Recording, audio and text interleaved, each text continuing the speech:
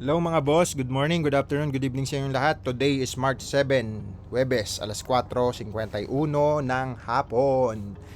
Ayun na, okay sa alright mga insan. At ito na naman tayo sa ating ritual. By the way, disclaimer ha. Lahat ng ginagawa ko po dito ay pang sarili ko lamang. Huwag niyo po akong gagayahin dahil pag ako nalugi sa mga pinasok ko, tiyak sa malamang damay din kayo. Sabi nga nila, do your own research. Kung naglabas ka ng pera sa mga ganitong negosyo, crypto, tapos hindi mo inaral, nako po, maninisi ka lang pagdating sa dulo. So, mangyayari niyan, kawawa ka ba? Bakit? Kasi, hindi mo nga pinag-aralan, hindi ka nag-research, naglabas ka ng pera. Sa school nga, nag-aral ka 16 years para maging empleyado ka, magkano lang kita mo doon. Tapos may naipon ka na matagal mong pinag-ipunan, nilagay mo dito sa crypto, hindi mo inaral, baliktad. Dapat ang inaaral mo ito na mas matagal bago ka maglagay ng malaking pera. Okay sa alright? So disclaimer lang po yun, mga insan ha. Baka kasi mamaya manisi kayo. Yung iba kasi, actually dati ako ganun. Nung nag-i-start kasi ako, syempre wala ka naman mentor. Hanap ka sa YouTube na mga mentor ba. Ngayon, pag lalo na mga kasagsagan ng NFT game, dahil kasagsagan nun, bago lang yan, 2021. So, mula 2020 na mga December ata yun, booming yung mga NFT game hanggang 2021 ng November. So, syempre, dagsa, ang daming NFT game. Kaya, yung iba mong fina-follow ngayon, tiwala ka na kung ano linagyan, lalagyan mo din. Naku, kawawa lang pera mo kasi yan guys. So yun na nga, do your own research pa rin, pera mo yan. Maglagay ka lang ng pera na hindi masakit pag nawala sa'yo. So yun.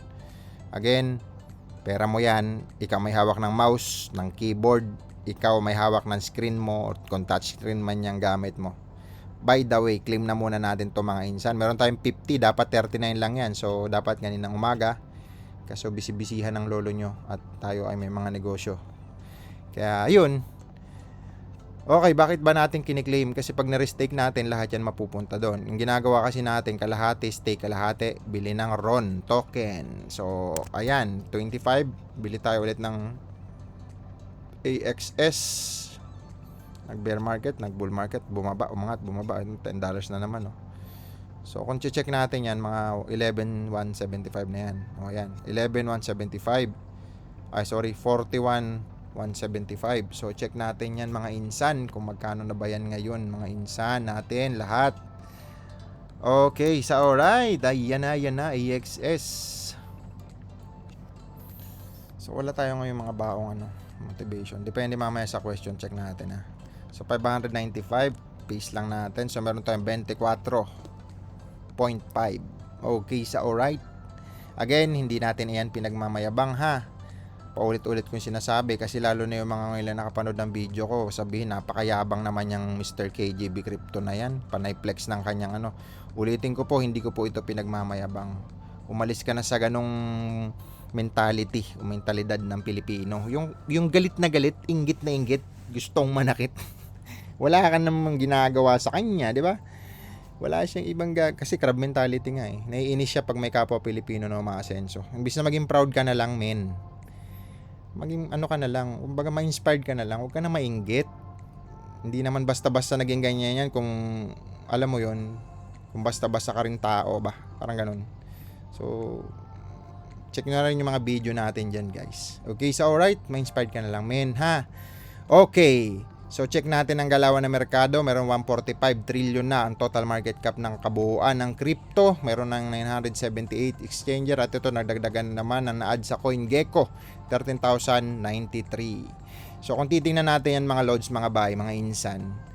Ayan, ito yung mga trending tokens. So dyan mo makikita yon. I-search mo yan sa DEX tool, bakit ba siya nag-trend, ano ba yung audit niya, kung okay ba yung contract niya, smart contract niya, okay ba yung solidity niya, okay ba yung mga audit sa kanya, makikita mo yan doon. Ipipaste mo lang sa DEX tool yung wallet niyan. Hindi lahat, ulitin natin, hindi lahat ng blockchain maipipaste mo doon. BRC20 wala doon at saka yung SUI. I don't know sa iba. Pero yun, hindi nga ma-search doon sa DEX tool. Okay sa alright mga insan. So si Bitcoin 3.692. Ang tumaas ngayong araw ito si uy, RBN. Parang mayroon ako nito naka ano yan, no? Naka-favorite sa akin. Peche. Ay grabe no. Napakamura lang yan dati. Ito si render ano to, video card ba. Lahat ng AI pag nagboom ang mga AI kasama to sa magbo-boom. Kasi kailangan siya para mapagana yung mga AI na yan. Dahil ang laki ng gagamitin niya na power, video card. So, ito yung mga kategorya na naman yan. Makikita mo dyan. Nagtatanong sa akin yung iba.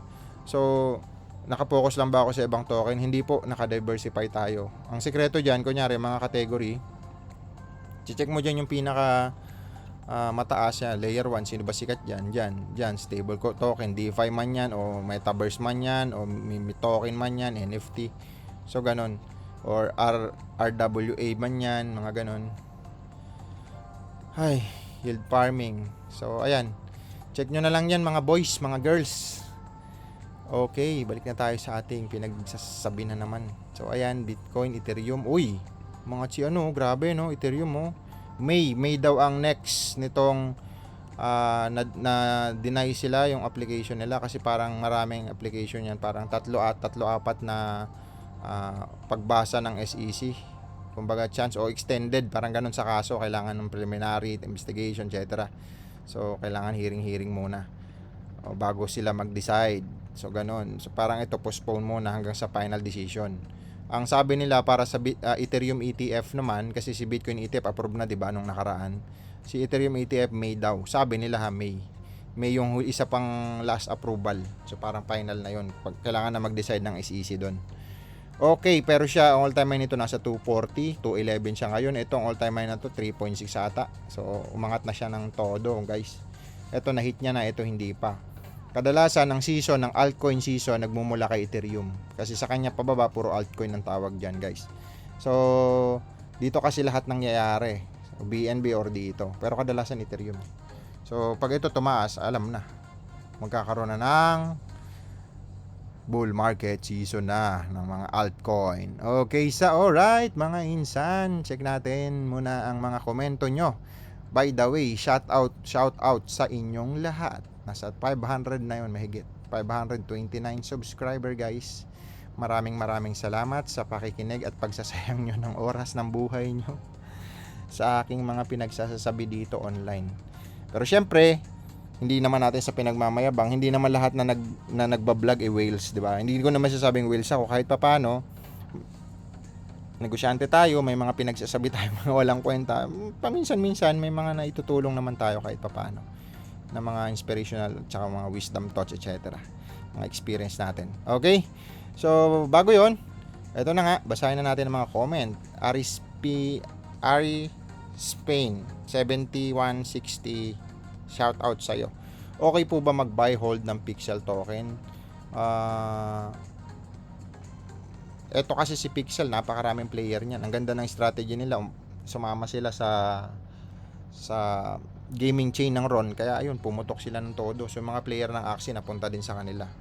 Kaya ang dami lang active player. Pati yung mga nag-stake lang na RON, binigyan din nila ng Pixel token. So lahat yun, malaking chance na maglalaro din. Kaya ito, maraming player yan.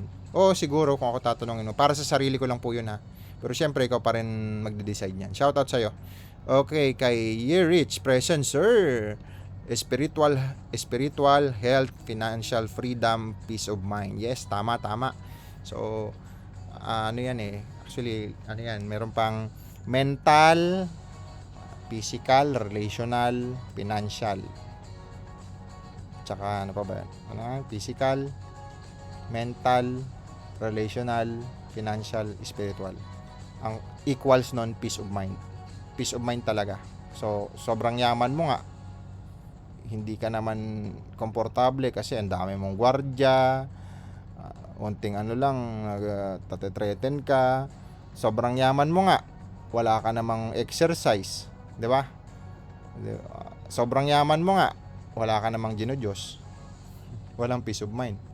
So, healthy ka naman, wala ka namang, alam mo yun, wala kang financial, di ba? Ano pa ba? kadalasan marami nagpapaano dito eh. Dito nakapokus guys sa financial freedom. Nalilimutan nila yung ibang aspect. Okay, so alright. So pag na-perfect mo kasi yung aspect na yun, wala ka nang hahanapin pa. Kahit hindi ganun karami pare-parehas yun, at least okay yung relasyon mo sa mga anak mo, sa pamilya mo, sa magulang mo, sa kaibigan mo. Okay yung mental health mo, okay ka mag-isip, magdesisyon, okay yung mga kinakain mo. Ano pa ba? Okay yung physical health mo, naglalagay ka ng oras ng buhay mo sa pag-exercise para sa sarili mo. Ano pa ba? Siyempre, oras para sa Panginoong Diyos. Siyempre, yun ang pinaka-sentro guys. Kailangan may gabay ka eh. Gabay sa mga tinatahak mo sa mundong ito, mga insan. Hanruki, present sir. Winnie Belgozi 93986, ano po ang insight nyo sa banana? Wala pa po ma'am, pero andyan na siya sa Pixel eh, ay sa Ron, nandito na siya sa Ronin Chain guys. Wala pa akong binibili dyan. Sobrang busy ko kasi hindi ko na ma-search to guys, kasi pakatapos ko mag-upload na recording, trabaho na. Ayun, nag-18% siya, no? Cyberkong ba to? Sa Cyberkong ata to eh. Okay, Master Ping. Bumili po. Ito muna si Kang Kitty Hyrin. Bumili pa po ba kayo ng Extron stake or lahat nag-stake na nyo na galing sila sa reward? Since malaki po ang amount. Yan, nandiyan po sa iba nating video. Oo, galing sa reward sa ngayon, oo. Pero, tama ba? From Ron, kinonvert natin sa Pixel, kumita, ginagay ulit natin sa Ron. Tapos yun, kumikita na siya dyan tuloy-tuloy. Tapos, ang kita natin sa AX staking, pinapasok ulit natin sa Ron. Ganun lang siya, guys. Okay, Master Ping, present sir. Ibang oras nito. O yan nga, iba na yung oras kasi nga, delay tayo, guys. Okay, boss. Idol. Mag-content ka naman ng forex trading strategy mo. Tingnan natin ha.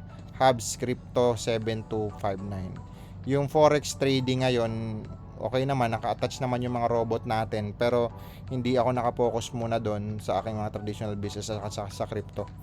Sa forex trading, ang strategy ko doon guys, may robot ako ng martingale, iba-ibang currency yun, may low risk, high risk, etc. Tapos nag-i-scalping din ako. Ang combination ko ay robot at kasi may IT company nga ako, marami ako pinadevelop ng robot dati pa, 2017 ba yun? Kasi 2016 ako nag-forex eh. So may robot pala, napaka-easy lang pala may robot. Yun nga lang, wala kasi hindi mo ma-predict yan kahit robot, pwede ka ma-call margin, pwede masunog yung account mo. Kasi kung may mga magagaling na developer ng robot, bakit pa sila nagbebenta ng robot? O bakit pa sila magpapagawa ng robot na ano? Kumbaga, or yung iba, nagpapa-invest pa, sinasabi, may robot ako, invest kayo. Eh ngayon, uso ngayon, copy trade na guys. Marami dyan sa XM. Sa FBS ata may copy trade din. Sa IC Market, I don't know, hindi ko pa tinitingnan yung dashboard. Pero, ayun, may mga ano na kasi ngayon copy trade. Kahit sa mga crypto, meron na rin. Pero sa crypto, hindi ako nagpo-futures, hindi ako nag-trading sa crypto. Hold lang talaga ako. Hold lang ng token at pag tumaas, ayun lang, benta, ganun. Yun, ang strategy ko yan, scalping at saka martingale. Pero syempre, nasa low risk lang tayo para kahit nakababad, ano pala, kung gusto niyo sa XM, mas maganda yan kasi may ano siya, may yung walang swap fee. Para kahit nakababad, wala kang aalalahaning swap fee. XM naman yun.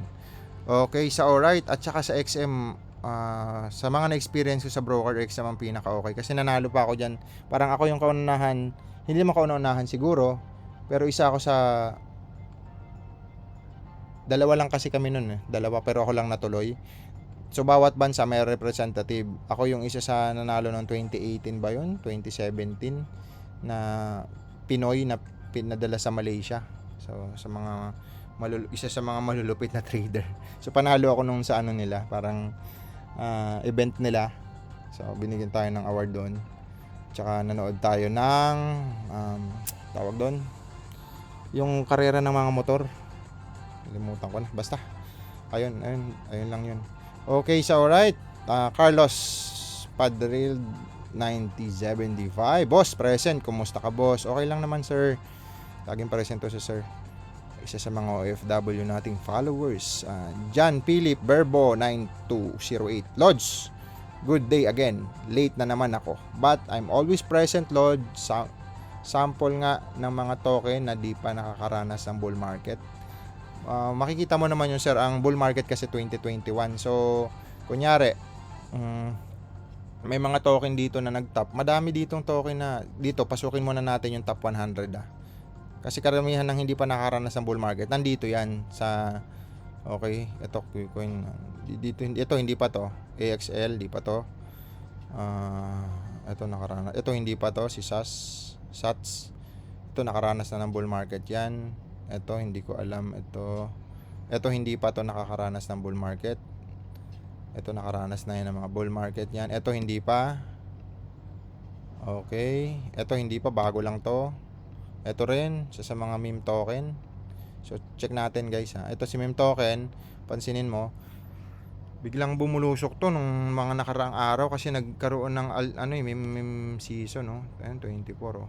So tingnan mo to guys, nasa 100 na siya. Ayan, 2023 lang yan. Basta ang hindi pa nakaranas ng bull market kasi November 2021 ang bull market eh. So malamang sa malamang pag nag bull market, isa din to sa kumbaga malaking potential kasi ngayon nga hindi pa siya bull market, umaangat na. Eh what if pag nag bull market pa? So parang pag ganun pa lang, ang dami na nagtitiwala sa kanya, parang ganun. Pero syempre, hindi naman natin mapipredict yung merkado, guys. Hindi natin alam kung kailan ang eksaktong bull market. Pero kung babasahin mo sa history ng Bitcoin, March at saka November, after halving. So kung nag-halving ngayong April, next year, mga March at saka November, yun yung mga bull market days or month. Kaya I don't know, mangyayari siguro dahil ang dami na nakakalam ng crypto. Malamang sa malamang, kagaya din ng iniisip ko, March, May, or November, bago dumating yung mga buwan na yun, magtitipi na yung mga yan. Kaya baka mag-dump, maiba yung history, no? Pero, syempre, magtitipi tayo. Pag alam na natin, ganun na, tipi namin. Pera na eh. So, ayun nga, ito, hindi pa rin to nakakaranas ng bull market. Actually, bago lang to, guys. Ito. Ngayong taon lang to, ilang araw pa lang to, 24 lang siya nag-start pero pasok na siya sa top 67. Ibig sabihin, maraming 12 million dollars, 13 billion dollars, 43, 46, 80. Ayun, ang daming nagte-trade sa kanya, guys. So kaya siya bumomba ng ganyan. Ngayon, ang kadalasan naman sa iba na ganyan, may mga whales naman yan. So kunyari ako may-ari ng token na to, tapos may extra akong Ethereum, naka-robot lang yun. Siya bibili, siya rin magsisell, siya bibili, siya magsisell para tumaas yung market cap niya.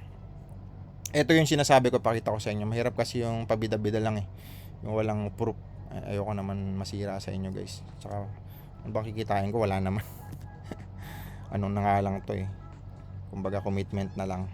So ayan, makikita mo dyan, OD3 yan. So ito yung mga taga-tingin. Okay ba yan? Mga 3, okay lang yan. Tapos dito, importante, 0-0 yan. Tapos, ayan, makikita mo dito sa baba kung sino-sino ba yung mga buyer niyan. Ayan, may mga wheels oh. Ngayon lang to, buy. 12,000 ang binili niya oh. So makikita mo yan, pag may mga ganito, bot yan, So bibili tas isi-sell. Ngayon, check natin kung may mga whales ba dito na marami, kaya umangat to eh. Maraming whales na pumasok dito. Account din siguro ng admin to. Or ng mga investor nila, ayan oh. Ito, tatlong beses nag-buy, isang beses nag-buy, 2 beses nag-sell. Ito nag-buy lang. Ito isang beses nag-buy, 4 na beses nag-sell. Ito robot din to. Ayan, robot. Mga robot 'yan. Kaya syempre umaangat 'yan. Yung mga minimum nilang binibili ito. Ito 14,000, 22, 1 million nga to mahigit oh. Ayan. Kaya the more na umiikot 'yan, ayun oh, puro bot. Grabe. Gagawa ka lang ng contract, tapos lalagyan mo ng pondo, tapos ilalagin mo yung bot, tapos yan, pag pindot mo, buy sell na siyang kusa. Ganun naman strategy ng mga owner, guys. Okay, sana may natutunan kayo. Next na natin yung mga tanong nila, guys. Okay. Present sir, salamat sa pagsagot nyo po sa tanong ko last video. Shoutout John Cryptoholic. Joms BCH, paano makompute yung makukuhang reward sa USD liquidity? May kasi to, impermanent loss. Marami dyan sir. Mamaya gawa natin ng ito sa isang video dito.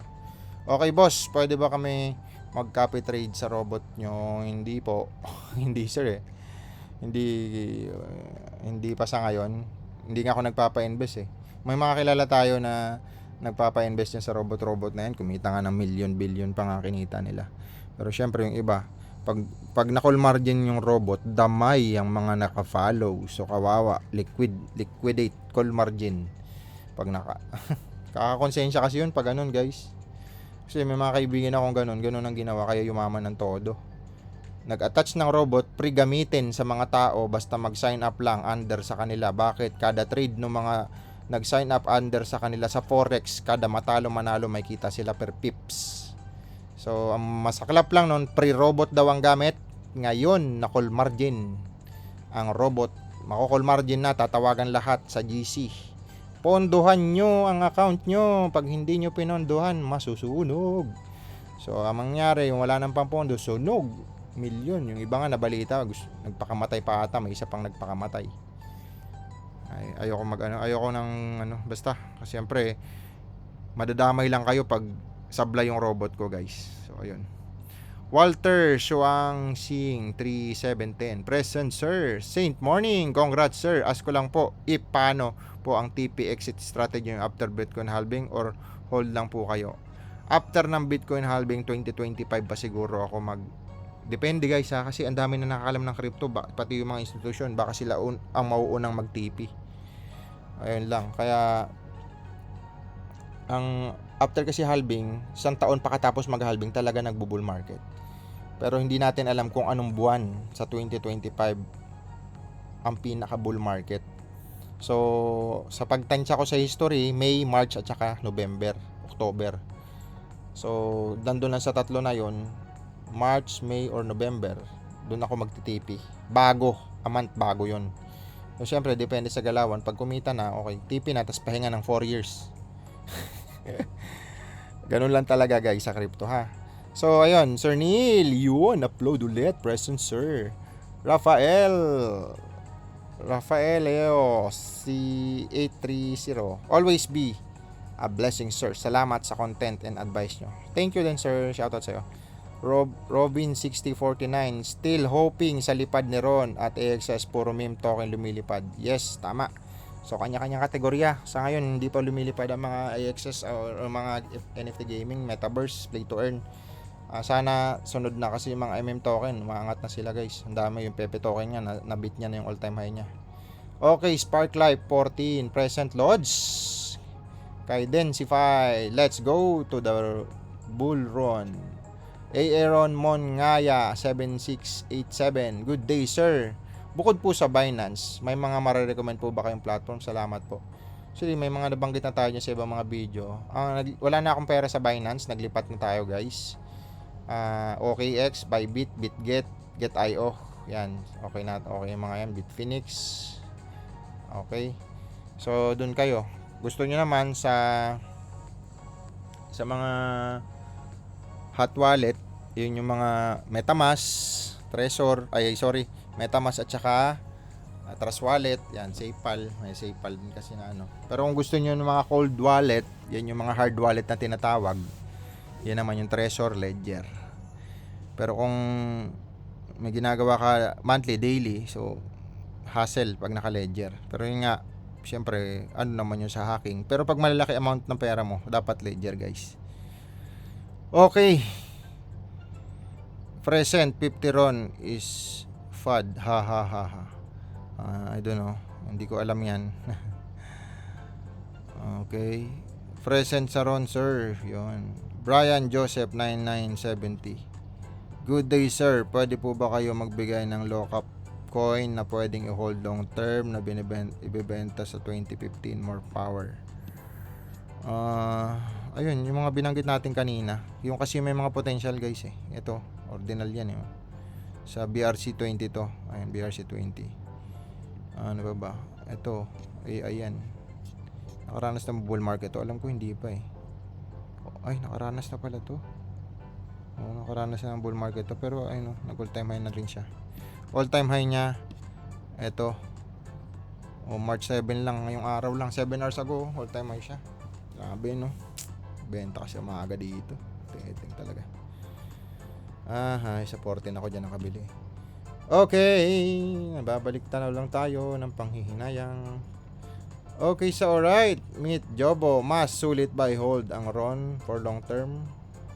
Para sa akin, oo. Kasi Kanya-kanya naman kategorya yan guys eh. Ako kasi nasa RON tsaka AXS, kaya parang sinasabi ko RON, AXS. Pero syempre, aralin nyo pa rin yung crypto guys.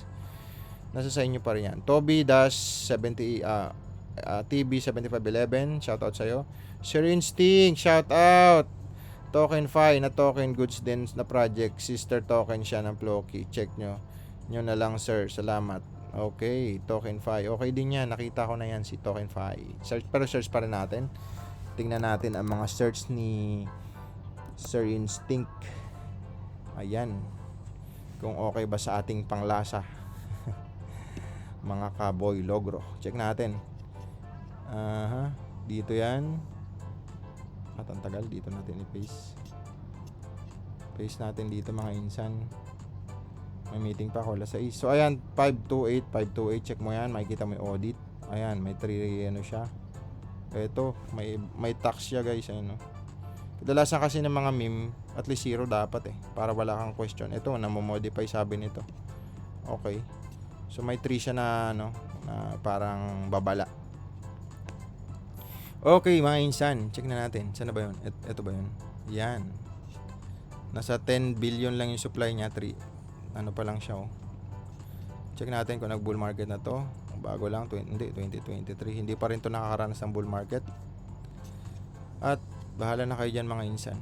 Next na tayo guys. 1K subscriber ata sir, may 40,000 watch hour ang requirements bago po makapag-apply ng monetization ni Lolo. Lapit na sir, keep it up. Thank you Sir Instinct. Savior, alright. Savior, presents, alright. Present sir, una pa ang first time to buy. Sir, sayang wala akong extra money. Okay, yun lang ang ating mga comment guys. Maraming salamat sa inyo. Syempre, i-share nyo na yung channel natin. Ayun, dumadami na tayo, 529 na. YouTube partners na. Ito, YouTube partners na accept and program na mo. You can now monetize your channel, 'di ba? March 5. So, may 30,000 views na tayo. Ayan, nadagdagan tayo ng isa. Shoutout doon sa nag-subscribe. And syempre, hit nyo na yung notification bell para lagi kang updated sa aking channel. Maraming salamat sa inyo guys. See you tomorrow guys. And tuloy-tuloy lang tayo. Importante. Kung ano man tong journey na gusto mo mangyari sa buhay mo about crypto, aralin mo lang, tuloy-tuloy lang. Marami naman naging successful dito. Kadalasan yung mga diamond hand holder. Pero pag bahala ka na, 'di ba? Pera na, TP mo na. Pero again, disclaimer, ang pinagsasabi po ni Mr. KGB Crypto ay wag nyo pong gagayahin. Lalo na yung mga tinatayaan natin. Siyempre, pag nalugi ako, damay kayo. So, ayun lang naman yun. Okay, so alright. Hindi po ako financial advisor. Ano lang po tayo, may idea lang sa crypto kasi matagal na tayo sa crypto. Pero siyempre, mahirap pa din. Kanya-kanya tayo ng level ng risk. Malamang sa inyo, yung 10,000 risky nyo na yun. Sa akin, hindi naman parang ganun. So, magkakaiba tayo ng level ng psychological wallet. Kaya, mas mainam kung magpapasok ka man sa crypto, aralin mo at ang ilalagay mong pera extra lang. Kasi pag hindi, iyak, kawawa ka. Kawawa pamilya mo, baka madala ka na mag-crypto. Okay, so alright, thank you so much and see you tomorrow. Share nyo na yung channel natin guys para makatulong kayo sa ating channel na mag-grow. Thank you, bye-bye.